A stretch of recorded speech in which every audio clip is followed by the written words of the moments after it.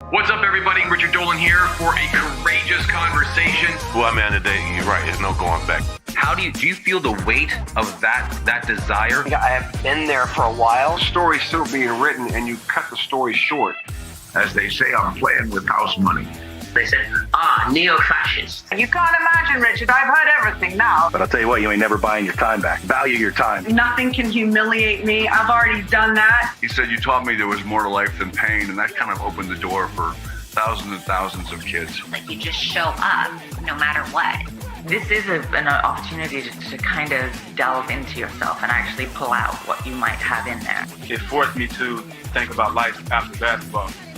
And it's funny because people need to laugh. You just pass it through, brother. Once you start a courageous conversation, there ain't ever going back to an ordinary one. Hello there, everybody. Richard Dolan here for a courageous conversation. Thanks to our great friends and partners, Braun Studios. Always good to sit down with people who are thought leaders, opinion formers, authors, and celebrated wonders of the mind around the world. And we're delighted, super privileged to be sitting with one of my favorite authors of all time, Mr. Don Miguel Ruiz. My friend, good to see you.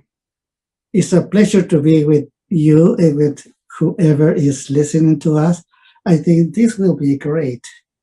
I think every time you speak, it's always going to be great. So the reason why we decided to sit down and chat was because there's been an enormous amount, a rebirth, if I might say, to reclaiming and restoring people's relationship to what it means to be alive. As you know, my friend, we've lived through some incredible times this pandemic has brought us. In over 105 years of recorded human history, we've never experienced quarantine, self-isolation, social distancing, mask wearing the way we actually have, especially in a digital age. Why don't we begin with just how you and your family have done during such tough times? Well, it's extremely easy, because when we have the awareness of what we really are, we see everything in a completely different way.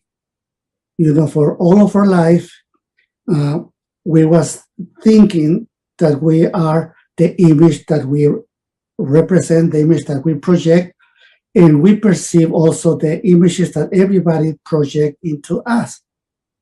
Well, when you have the awareness that you are not what you believe you are, and you find out that what you really are is that force that moves matter, which means you are life.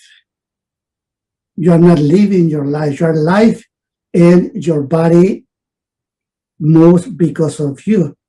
You are the one who make possible that the body grow up, grow old. But you are always the same. What changed all the time? Number one is your physical body, and number two is the way you perceive everything around you, which means the story of your life that is changing all the time. When you understand that point, you will understand everything else around you, because the only thing that is real, that is true, is life itself. And we can see that the whole creation is nothing but a beautiful dance between energy and matter, which is life and death. Because as we learn at school, matter cannot move if a force is moving matter. And if matter is moving, is in movement, cannot stop unless a force stops matter. But matter by itself doesn't move. And what is wonderful is that in our physical body, we have an entire creation. We see life moving all the matter in our physical body. From every quantum, every molecule, every tissue, everything is moved and rearranged by that force that is life. That we can see that only life exists. Only life is true. And with that point of view, we see the entire humanity, the entire planet Earth, shifting and changing all the time. Because with that point of view, we see the action of life moving everything in nature.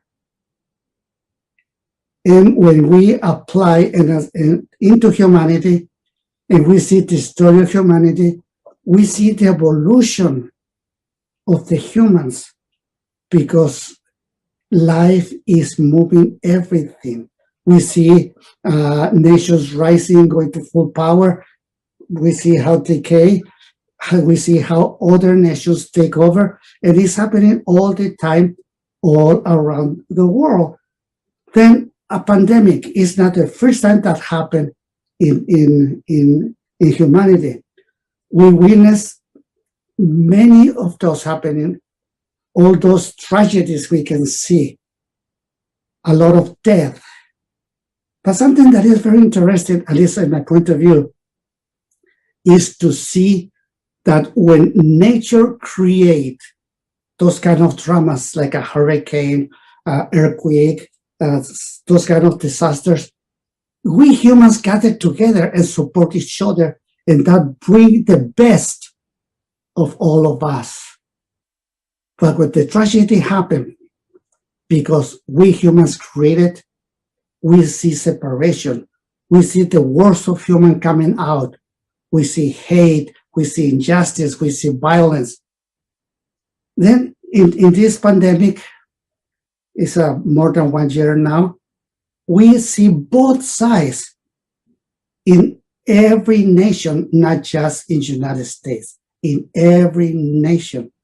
We see a lot of disasters, a part of the pandemic, and we see how we humans, we gather together and we support each other and we help whoever is in every part of the world. We send help and we become one, and we face whatever challenge comes from nature. But we also see the conflicts that we create as humans, and we see the division, we see hate, we see the worst of us.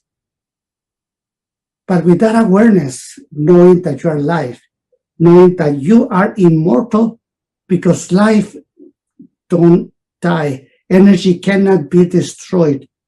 Energy is transforming everything around, it's transforming matter. But energy is indestructible, which means that you, the force that moves your physical body, you cannot be destroyed.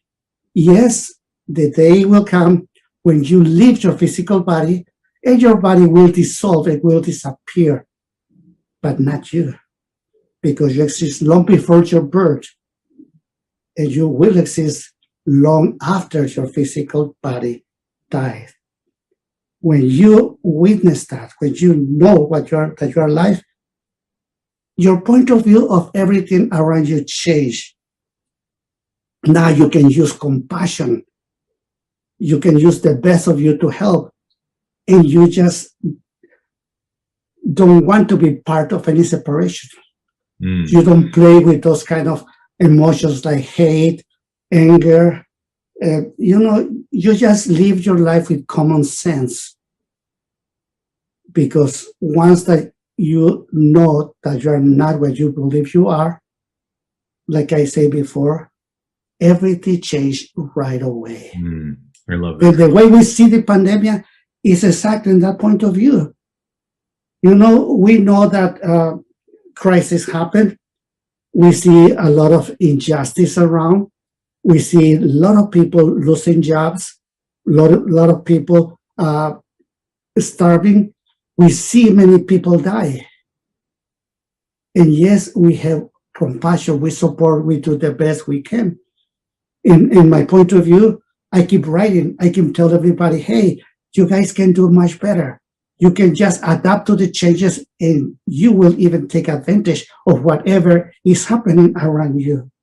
Then that's a lot that we can do, and we can avoid this other kind of conflicts, because if we just don't believe whoever try to put it on mind, their ideas, life can be extremely easy, because the way we live life is easy. We are the ones who make everything difficult. Then let's have that awareness. And something that I tell in most of my lectures when I speak with all the people, I tell them, please, guys, help me to change the world. I don't mean to change humanity. I don't mean to change the planet Earth. I mean to change the world that you create, because you live in the world that you create.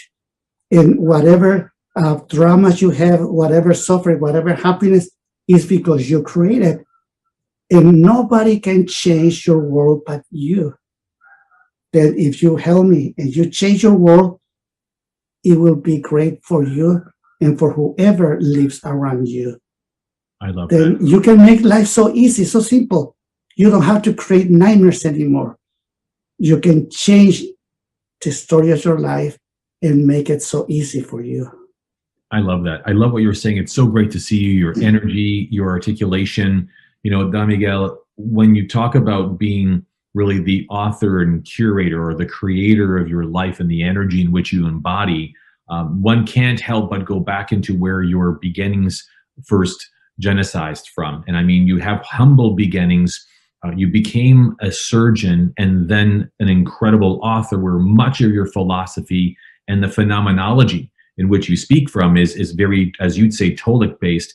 First, tell me, what inspired you to be such a force in this life the way you've become? Because you could have easily remained a surgeon all your life and done probably just as well, if not better. Well, you know, my family have a certain tradition that I learned when I was a child, when I was a teenager. And I hear all the theories that come from my mother, my father, my grandfather. And I understood all what they say, but I just didn't believe. You know, it's so simple, so easy, but it's hard to believe. And the reason is because I learned so many things before.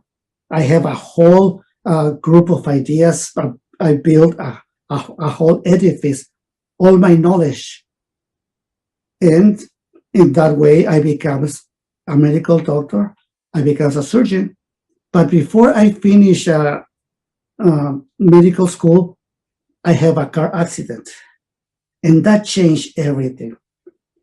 In that car accident, I destroyed my car. I hit a concrete wall, and the car was total. But my body was normal, just little things. But what happened there changed everything, because I passed out on the wheel,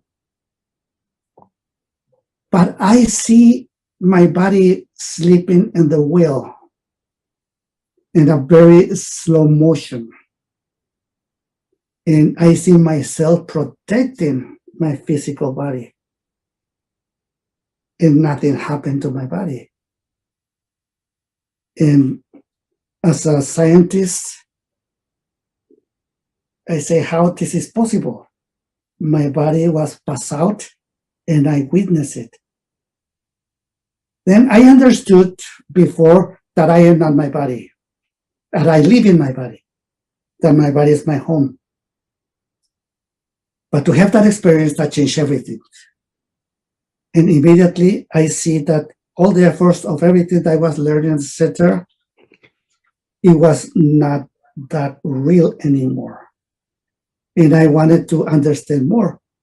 Anyway, I finished my career. I started being a medical doctor. I became a surgeon. I was working with two of my brothers that are, one is a neurosurgeon, the other is an oncology surgeon, and I helped them. And that's how I became a surgeon with them. But in a certain point, when I see all the dramas in humanity, I wanted to understand why we are the way we are. I want to understand how the mind works. Then I decide to stop being a medical doctor and to go into the study of the mind. And I become a shaman.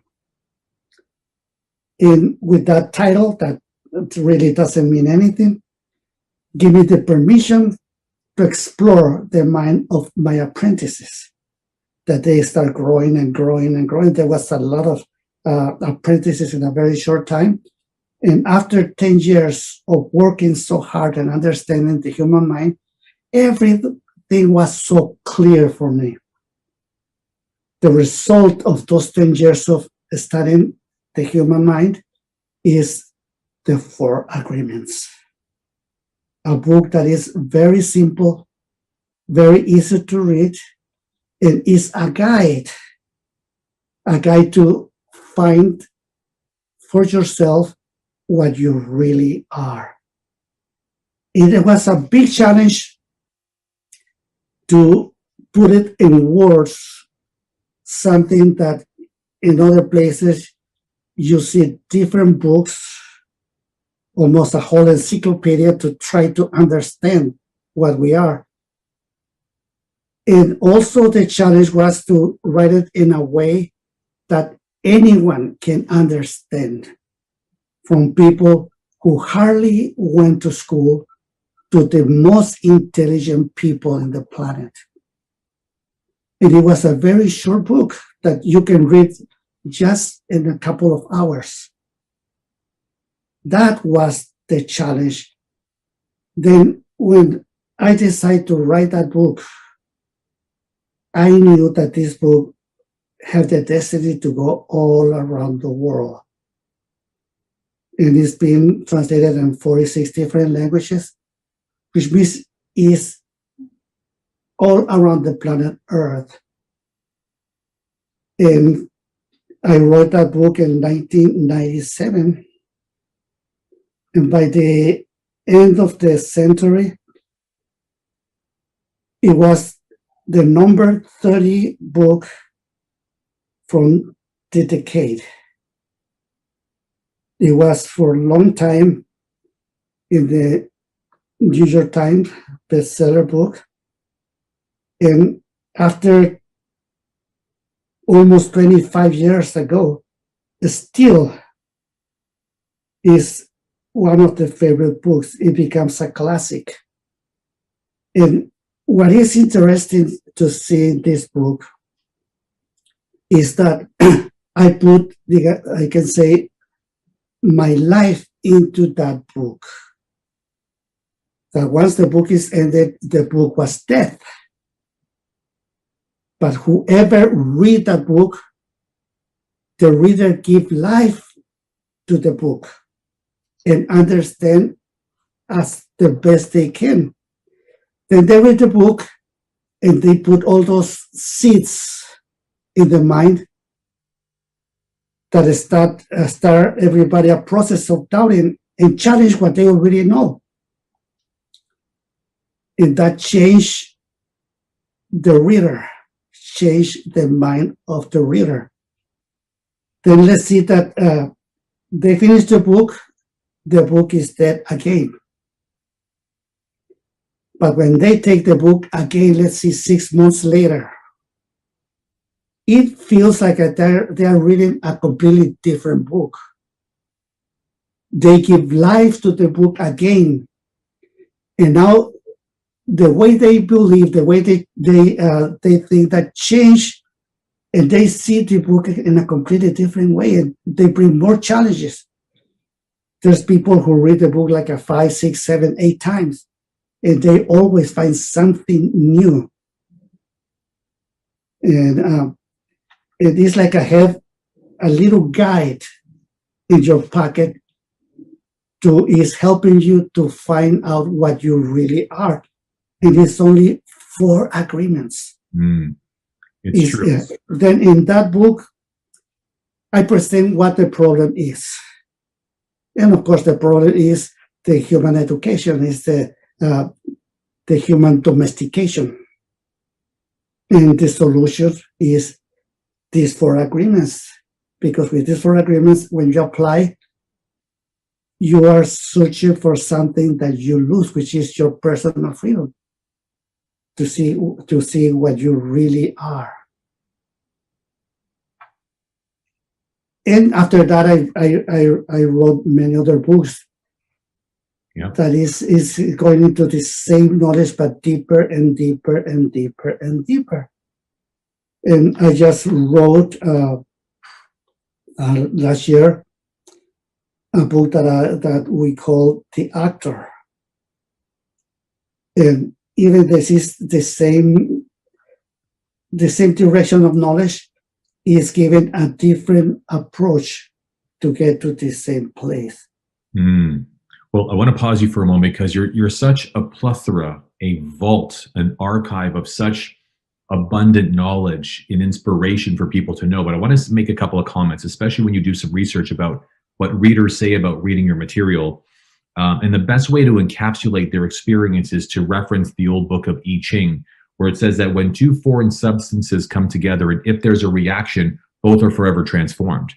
And a lot of your readers, your faithful followers, those who you might consider a fan or a follower, they all would report that every time they interact with your material, every time they come into the presence of your intelligence, every time they're losing themselves in your education, they rediscover a different version of themselves. And so that version of themselves, when they review your work, is always a different experience. And I'm one of them, by the way. So I want you to know that I'm very grateful for having you do that for me. But from mastery of love to the voice of knowledge to even the fifth agreement, what changed for you? Because from what I understand, you went through yet another life-defining or redefining moment, which may have led you on the path to creating The Actor. Can you illuminate a little bit of the circumstances and the events that led up to the authorship of the Actor? Okay, well, 2002, February 28th, I have a major heart attack. And I was 9 weeks in coma. Wow. And it looks like that I should be dead. But I survived. When I survived, the doctor told me that I may have 1 more year of life because the heart was working only in the 16% of its capacity, which means that there's only blood for brain, lungs, and heart, that the rest of the body, it was in pain. Then once I came back, as you can see, my mind was different. I forget so many other things, but I have the experience of 49 years previous to the heart attack. And I kind of rebuild the mind. And my purpose changed a little. Because for that time, I have a race against death. Not because I don't want to die, no. When I have the heart attack, I was so excited because I can share with everybody a different way of die, a different way of let go, with joy and all that. But coming back and knowing that I still will live maybe 1 year more, I have to fix everything for my children and try to give the best I can for them. Anyway,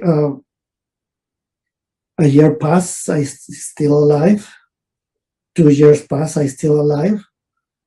By that time, I kind of fixed all the finances or whatever, and put almost everything in my children's name, because I knew that my body will pass away anytime. Well, after 8 years, and my body is still alive, I decided to have a heart transplant. It took a whole year studying my body, and by the end they put me in the list of heart transplant. That was in 2010. Yes, 2010. And by August, end of August, they told me, okay, now you're accepted, and be ready to receive a new heart. And it will take maybe 6 months to 1 year for you to receive the heart. Wow. And anyway, by that time I used a lot a wheelchair because I couldn't stand up for a long time. And I decided to go to with my children in the workshops they gave, Miguel Jr. and Jose. And I was in Texas, in Austin, and at midnight they called me from the Cedars-Sinai in LA that they have a heart for me.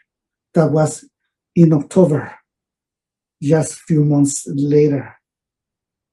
And I have to be in the hospital in less than 6 hours.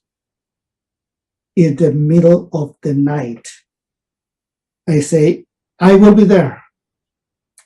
Don't give my heart away. And I put to work everybody around me with the computers and until they find someone who fly me from Texas to LA. And I arrived just on time. Just on time. They go directly to the surgery room. They prepare me and they do the heart transplant and the October 10, 2010. It was an easy procedure. When I came out, everything was completely different. I recovered like in around 6 months, and with permission, I started traveling around the world once again. Really? I went to Japan, to Europe. I was, for more than 3 years, I was everywhere. But Don Miguel, if I may interject for just a moment, because this is a very profound shift. For your life story and for those who are watching, and we're all studying to talk about how we are going to design, of course, and deliver and realize an incredible legacy for you, which has already been in development your entire life. You seem to go through these incredible crucible moments where something happens and you transform. Something happens and you transform. And when you mentioned around the heart failure and then, of course, the subsequent heart transplant, your purpose, you said, changed. Now, what would you say your purpose changed to? What was it? Because you did reference the kids and, of course, your family. You're a grandfather. You have many people that are now a part of your legacy. But did you find that the way you want to speak about what you've learned and how you would inspire others to understand the things that you've learned, did that change as well? Well, what changed is the way I approach everything around me.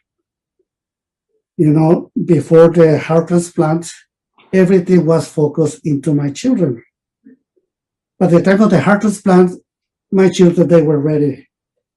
They already wrote several books, Miguel Jr. and Jose, and Leonardo was almost ready to take over the business family. Once that I had the heart transplant, at 6 months, I went with one of my friends to Yucatan. His name is Mario Doom. Is in a group called Camila. It's very well known in Mexico and Latin America. And he was filming a song. And he invited me to be part of that. And I accepted. I wanted to test myself. What can I do? Then we went to Chichen Itza. We went to Tulum. And I climbed the pyramid there. And they filmed. It was part of this. And I really enjoy it. And that was my very first thing I do after my heart transplant. Then I see that my body can handle the flying, and I start traveling all around again. Then I used to be just focused into my children. They was kind of ready. Then it was time to focus again in the rest, just like before the heart attack. And I saw that, well, my body was strong again. I can handle all of that. And it was an ongoing for 3, almost 4 years, until my body stopped me again. Say, okay, that's enough. Then I always respect my body. Like I say before, I see my body as my home. For me, my physical body is a sanctuary where I live. And as the sanctuary where I live, it deserves all my love and all my respect. Then, as you can see, my physical body is the love of my life. And that extends into my house, extend into my car, to extend in whatever I can have certain kind of control. But because I love and respect myself, I'm able to love and respect everybody else without expecting anything, really. And well, that's what I was sharing wherever I go. Mm. Then the fifth agreement was wrote before the heart transplant. And I wrote my next book around the 2015 or 16, something like that. And that book was what I call the Toltec Art of Life and Death, or something like that, which is a story of my experience when I had the heart attack. As many people say that in the moment of death, they have a review of the whole life. Mm. Well, that was true for me. Then just before I went to coma, I was so excited, but my whole life goes in front of me, and it looks just like a dream, but it's just a story. It is a story narrated in my personal point of view, which means that it's only true for me. And not even for me, because I know it's not true, because it's the point of view that I use in a certain given moment when something happened. But it doesn't mean that this is real, because if other people witness whatever happened at that moment, they have a different story, because everybody's have a different point of view. Then this is just according by point of view and according what I remember. And then I wrote that because a director of a movie, which is my friend, he asked me if he can write a movie about my life. Then I say, well, maybe yes, but first I want to write a book. And this is the book that I wrote. Then after I finished the book, I talked to him. I see the kind of movies that he's doing, whatever. And I was not that ready to give it to him or to anybody really at that time. But at least I wrote this book. After that, I wrote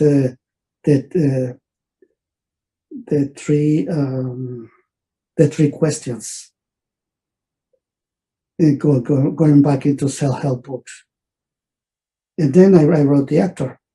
But anyway, as you can see, I wrote a kind of a script that is not really a script. It's just dialogues about what happened in this 9 weeks in coma. Right. And I wrote another one about the heart transplant, the moment before the heart transplant. Not being in Texas, and have only 6 hours to arrive to LA for the heart transplant, and all the dramas to reach to that point and get on time. I also write more the dialogues because I don't have experience as a screenwriter. I may learn how to write this as screenplay, but well, the most important part of that already. The most important part that you have, Don Miguel, in the few minutes we have left, because I want to be respectful of your time and, of course, of your team, and I'm so grateful for all of it, so thank you, is that you have the life story to write from. You know, in my view, from 4 Agreements to Mastery of Love, of course, to The Voice of Knowledge, even The Actor, The Fifth Agreement, and even your new work, The 3 Questions, it all comes from a place of wanting to teach and inspire and empower human beings. But it would appear to me that some of your work now, inspired by your real life crucible moments, it provides you an insight. You have a different insight that many people cannot afford to live and tell about. You know, you narrowly escape what it could have been a near disaster, and you don't, and now you're able to teach people and inspire people to in fact renew their purpose, renew their quest, renew their love for themselves. I love what you said, the physical body, it's a love of your life. What would you love to do now? With the time you have at this stage and state, knowing that filming was enjoyable and climbing a pyramid was beautiful and being a part of music was lovely, at this precise moment, and I'm not saying that you would have the right answer, but what do you feel compelled to do? What do you feel like you would love to do that if it was done, you'd feel like it would be one more great thing you've accomplished? That would be a wonderful thing to add to your incredible repertoire of life. What would it be, Don Miguel? Well, you know, I always will be creating, because it's this sense not just of me, but everybody. Even if we don't know they're creating all the time, then I will not stop until the moment that I leave my physical body and say goodbye to everything, goodbye to my body, and goodbye to my story. Because once that the brain is not working anymore, the whole human dream will disappear from my head. It is okay. You know, what I know is that I live in everybody, because the force that moves my brain is the same force that moves yours and everybody else. It's the same force that moves every flower, every tree, the clouds, the earth, the galaxies, the quantums, everything. Then we can say that the conclusion is, I am God, but you are God, and the rock is God, and the dog is God. Then only God exists. But I don't like to call it God. I love to call it life, or force, or energy. It's the same, but I love to call it life. And my body is the love of my life. It's matter. I love matter, and I move matter. And we are the same, we all. There's no one better than anybody. Well, you know, it occurs to me in the few short moments we have left that there's no greater time, no greater responsibility, no greater moment than now to have the world reclaim and restore their relationship with their current reality than to do it with your help. Is that something that inspires you and lights you up, my friend? Well, yes, it's just give to myself, which means to everybody.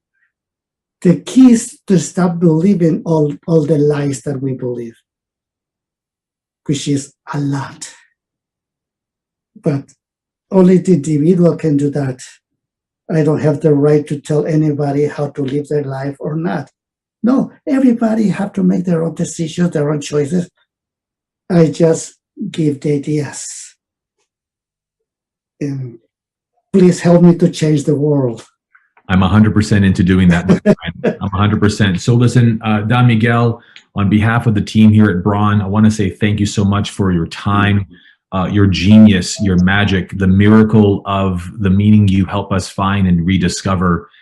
You are an incredible force. And I want you to know that what I pick up from this conversation that I know will transpire in the conversations to follow is, in this digital age, there's different, new, and unique ways of getting that message out. That's number one. Number two is the world is learning and listening differently than it did 25 years ago when you first launched the beautiful 4 agreements. And for that fact, we have a very unique advantage where we can work with the team, your children, your children's children, their spouses, to really embolden your stand for awakening mankind to the blessing it is to be alive. But third is, I'm just blown away that you're lit up. You're full of energy. You're full of vibration. You're full of just this, this gift of life where you want to continue giving, because to give is to live, and to live is the ultimate miracle of living here. Yeah. So for all those reasons, I'm all in, my friend. You guys have all my love, and hope to keep seeing you guys. My friend, good to see you. Good to be with you. I bless you and your family. I'm grateful. I'm humbled. And until next time, we'll be meeting with Don Miguel. At the end of the day, my friend, you are a blessing and a magic in this world, and I look forward to making more together. Thank you. Muchas gracias. Okay.